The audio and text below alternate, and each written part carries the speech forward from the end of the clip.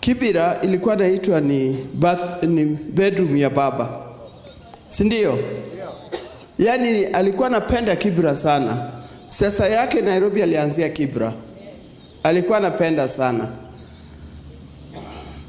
Na wengi wamekuja, wengine wameenda. Na sasa nyinyi watu wa Kibira mnakuja na mambo ingine. Mnaniambia mtoto wa simba ni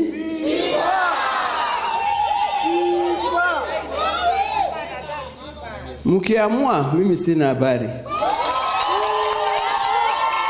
Mkiamua, mimi sina habari.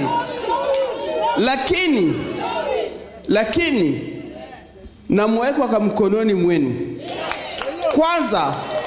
Kwanza kabisa ni wale viongozi wa Kibira.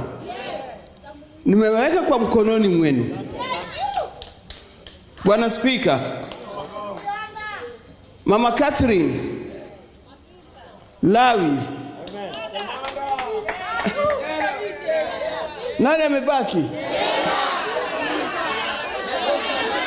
Usiongera, Ajek.